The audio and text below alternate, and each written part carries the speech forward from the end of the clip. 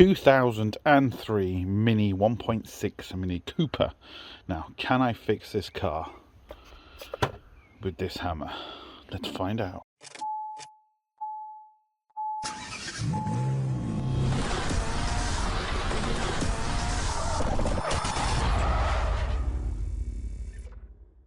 Hello and welcome to another Bodgit and Leggit video. Now, I've already diagnosed this car and it's a quick and easy one. I got a phone call, crank no start. The customer went to work, absolutely perfect, came back out and it wouldn't start.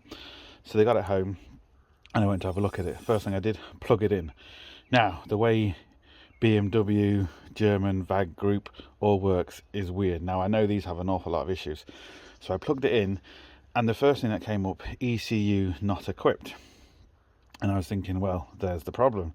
There's an issue with the ECU. That's why it wouldn't start. So I went back into the car and I didn't see the immobilizer light flashing. So that kind of told me, well, maybe it's not an issue with the ECU. Because if you've got an ECU, normally the immobilizer light starts flashing. But because this is the way this is set up, there's two ECUs, 1 and 2. And of course, number 2 worked.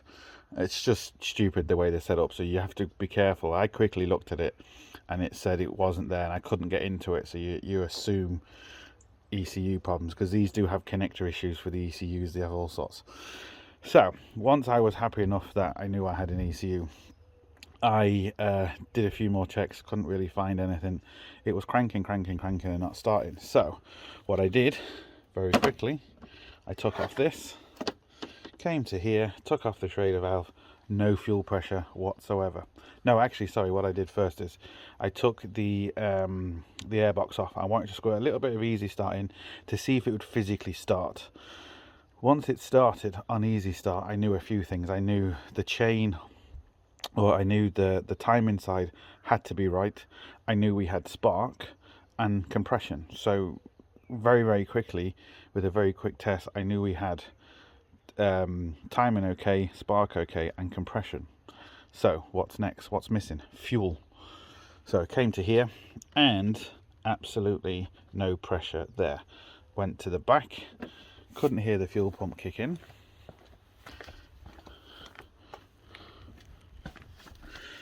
And lucky enough, we can get to it from the back seat. So all I did, I'll show you it cranking a no start, and then I just give it a few little taps and she fired away. So when I came into the car, turned the ignition on, couldn't hear a fuel pump priming, and I still can't even now. Now it says we have fuel, but never go on that, because we could have a dodgy sender unit. But I also asked the customer, did they put the wrong fuel in? Absolutely not. So, you know, these are all good indications of kind of where to go. So I'll turn the ignition on again and nothing. So I'll see if I can do it now. If I just tap that, will it prime?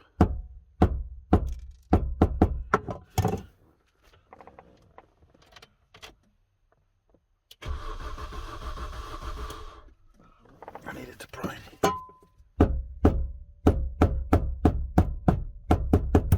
Of course, it mostly won't prime now. No, typical. Anyway, I cranked the engine and the engine sounded good cranking.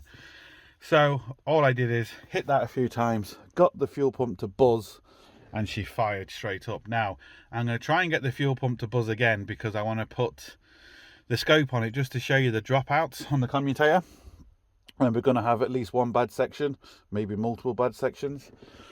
So we'll see. It's 2003 and it's done 134,000 miles.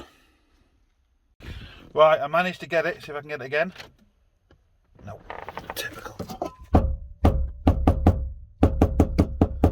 I need 2 hands, but hopefully it's enough to start it now. There we go. She starts badly, but it starts. There we go. So let me get the scope on that. Oh no, it's just cut out. It's just cut out. Let me try and get the scope hooked up on this so I show you a reading. Unfortunately, I've forgotten my amp clamp for the scope, so I can't do it. Right, you ready? Oh, lovely. Lovely, lovely, lovely. Right, so let's turn the ignition on. Our fuel gauge goes up. It's the same as it was before, which is obviously a good thing. Make sure it's in neutral. This should start. And there we go. Now, they did tell me the ABS light was already on, so I'm not worried about that. Because that's the only fault codes that came up in it, but no engine fault codes or anything like that. There we go. We are good to go.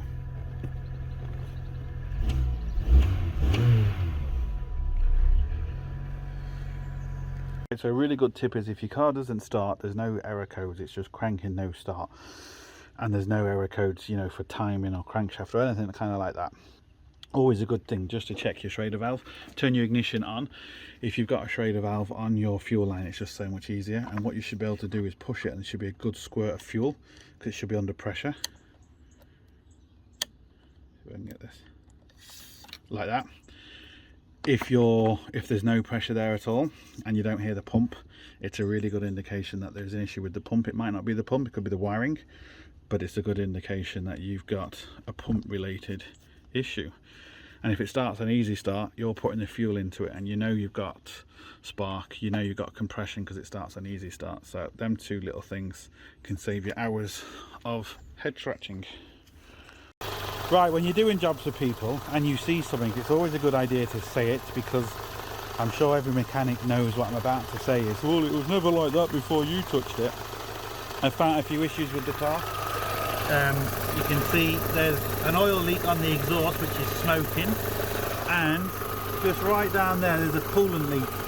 After a few minutes of it just ticking over, you'll see the coolant, it's quite bad leak.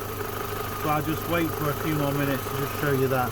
I've already told the customer, so they know, but it's just something so they can't really accuse you of it. The good thing about me doing mobile stuff now, I can see the marks on the driveway, so I know it's been happening, where normally it's in your garage, you can't kind of tell that, but it's just something to be aware of.